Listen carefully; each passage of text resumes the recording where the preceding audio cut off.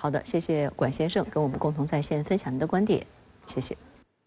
在马耳他同沙利文举行多轮会晤之后，王毅旋即赴俄罗斯举行中俄第18轮战略安全磋商。自2005年中俄两国元首倡议建立战略安全磋商机制之后，中俄几乎每年都举行一次战略安全磋商。此轮磋商，双方将就哪些共同关心的重大战略性、全局性问题进行沟通？王毅的4天访俄行程还将聚焦哪些两国间的重要议题？来看看报道。外交部发言人毛宁18号宣布，应俄罗斯联邦安全会议秘书帕特鲁舍夫邀请，中共中央政治局委员、中央外办主任王毅将于9月18号至21号赴俄举行中俄第18轮战略安全磋商。在当天下午的外交部例行记者会上，毛宁进一步介绍称，中俄互为最大邻国和新时代全面战略协作伙伴，同为联合国安理会常任理事国和主要新兴市场国家。两国一直就共同关心的重大战略性、全局性问题保持密切沟通。此次王毅主任赴俄是中俄战略安全磋商机制框架内的一次例行活动，旨在落实两国元首达成的重要共识，推动双边关系发展，并就涉及两国战略安全利益的重要议题进行深入沟通。2005年，中俄两国元首倡议建立中俄战略安全磋商机制，并在该机制框架内讨论涉及中俄国家安全的重大问题。自首年举行了2轮磋商后，随后原则上每年举行一次，一般在年底或年初举行。2020的磋商因新冠疫情影响而暂停。此后，2021年的第16轮磋商以及2022年的第17轮磋商，分别在俄罗斯莫斯科和中国福建举行。随着中俄关系越来越密切，两国在该机制下商讨的议题也逐渐拓展且深入，包括对全球战略稳定、地区和平发展、国际多边会议举办等重大议题进行对表，并多次就热点及彼此核心利益和重大关切进行战略协调。2015年，在世界反法西斯战争胜利70周年之际，中俄第11轮磋商共同发出维护国际公平正义、坚决反对一些国际势力篡改二战胜利成果企图的呼声。2016年，中俄第12轮磋商坚决反对美国在韩国部署萨德反导系统。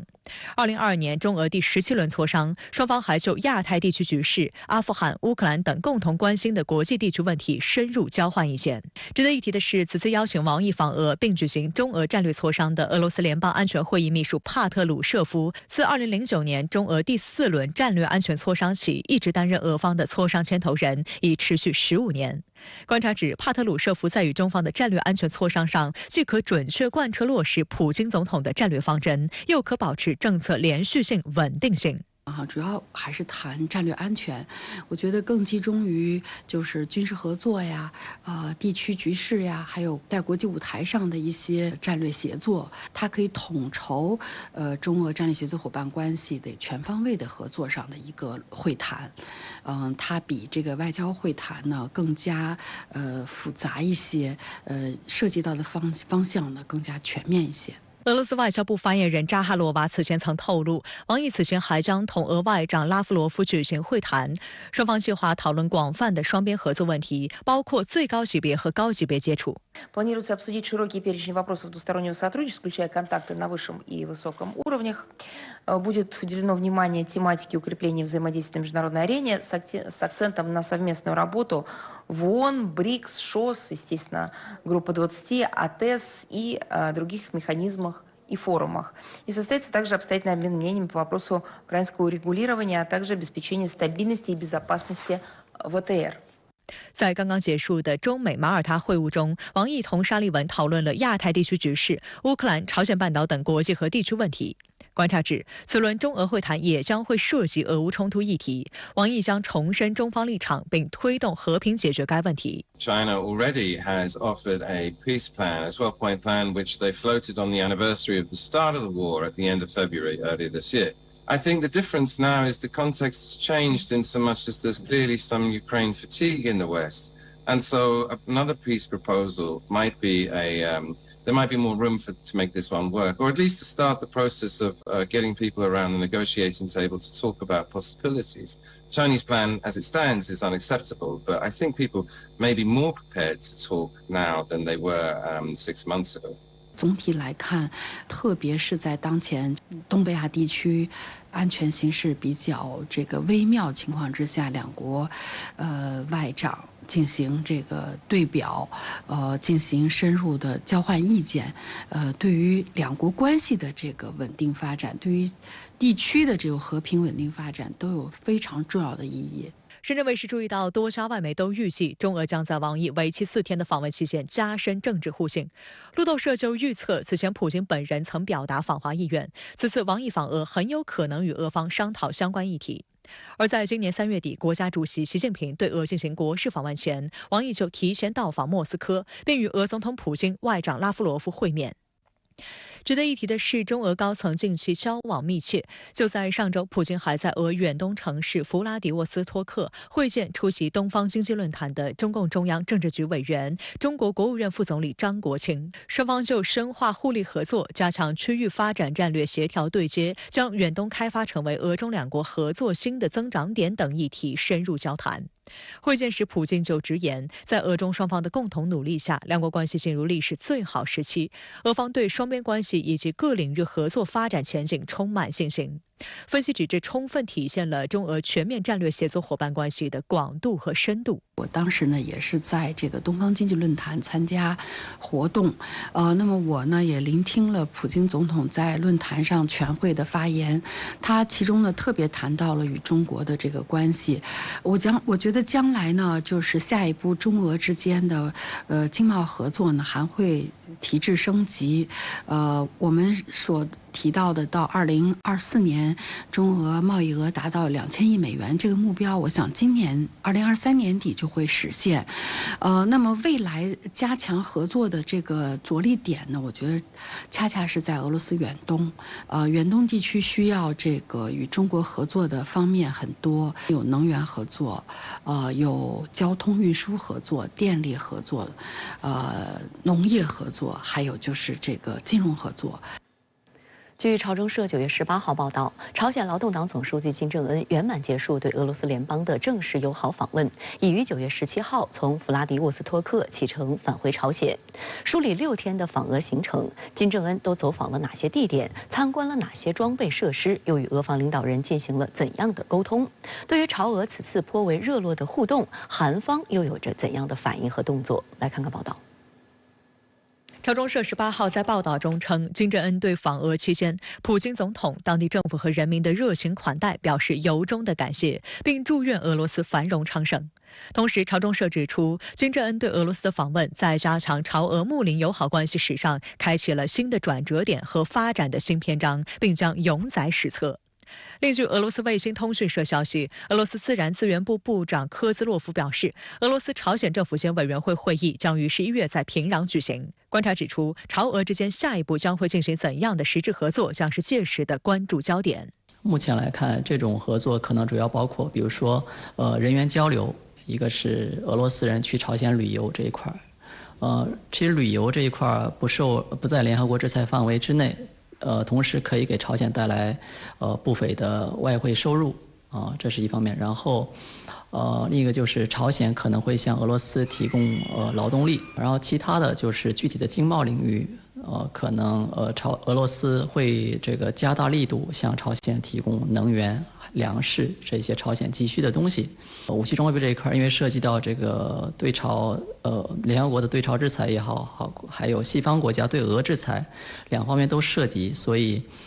可能即便两国实质上实现某种军事领域的合作，但是也不会摆上台面，公开化的可能性比较低。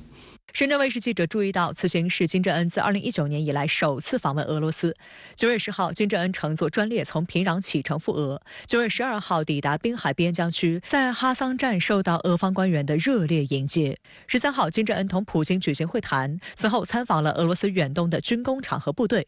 据统计，金正恩此行共耗时9天，在俄罗斯逗留6天，是其执政以来最长的一次外访。外界注意到，金正恩此行走访了一些俄罗斯的军工企业，参观了不少俄罗斯先进的武器装备。俄媒甚至称，俄罗斯向朝鲜最高领导人金正恩展了没有向其他任何外国领导人展示的武器和技术装备。13号，金正恩在东方航天发射场与俄罗斯总统普京会晤，并在普京的陪同下参观了联盟2号运载火箭发射装置，以及俄航天局正在重点建设即将完工的安加拉系列运载火箭发射装置。俄罗斯媒体指出，参观过程中，金正恩向普京询问了大量的细节问题，对火箭工程表现出极大兴趣。15号，金正恩在阿穆尔河畔共青城参观了加加林飞机制造厂的工程中心和生产车间。在战斗机装配现场，金正恩登上苏57隐身战机，听取了对第5代战机技术性能和飞行性能的详细介绍。此外，他还观看了苏35战机的试飞，并与试飞员以苏35战斗机为背景合影留念。16号，金正恩抵达弗拉迪沃斯托克，在俄罗斯国防部长绍伊古的陪同下，参观了俄罗斯空天军的图160、图95MS 和图22M3等3款战略轰炸机，以及苏34超音速战斗轰炸机、苏25SM3攻击机和苏30SM、苏35S战机等。俄媒报道称，参观期间，朝鲜代表团对匕首高超音速导弹系统产生了很大兴趣。该系统由米格31战机、高超音速导弹匕首及其控制系统组成。俄方介绍称，匕首导弹在实战条件下已经证明了其有效性，表现出极高的战斗力。在随后访问俄太平洋舰队期间，金正恩与绍伊古登上了沙波什尼科夫元帅号护卫舰。俄方还展示了舰上的天王星反舰导弹、口径巡航导弹以及100毫米 A190自动火炮系统。俄罗斯论据事实周报17号称，俄海军总司令尼古拉叶夫梅诺夫向金正恩介绍了该护卫舰经过升级改造后，配备先进海基导弹和火炮武器的特点。为什么俄海军向金正恩展示了这艘改造后的护卫舰，而不是太平洋舰队旗舰瓦良格号巡洋舰或其他舰只？报道称，沙波什尼科夫元帅号原属于苏联时期建造的无畏级反潜驱逐舰，排水量达7500吨。苏联解体后，这些大型驱逐舰由于保养复杂、维护成本高，相继陷入困境，不少同型舰陆续退役。而沙波什尼科夫元帅号则开始了长达数年的深度现代化改造，更换了40%以上的船体结构和80%的主要电缆线路，最终在2020年重新服役，成为俄太平洋舰队中最现代化的舰艇。另据俄新社报道，在17号离开俄罗斯之前，金正恩还参观了滨海边疆区为对乌特别军事行动制造产品的工厂。滨海边疆区领导人奥列格·科热米亚科向金正恩赠送了一件防弹衣和6架无人机。报道称，其中5架穿越机配备了交互式眼镜控制系统，还有1架是天竺葵25型无人侦察机。韩国外交部18号警告称，俄罗斯在朝鲜最高领导人金正恩访俄期间向其赠送无人机，很可能违反禁止与朝鲜进行武器交易、禁止向朝鲜直接或间接出口所有工业器械类及运输工具的联合国安理会对朝制裁决议。韩国外交部一名官员当天表示，所有联合国成员国有义务严格执行安理会涉朝制裁决议，并称韩方对公然违反安理会决议且严重威胁韩国国安的行为提出严正警告，将与美国等友邦加强合作，采取应对措施。韩国统一部当天也透过发言人表示，将密切注视朝鲜国务委员会委员长金正恩访问俄罗斯后朝俄两国合作动向。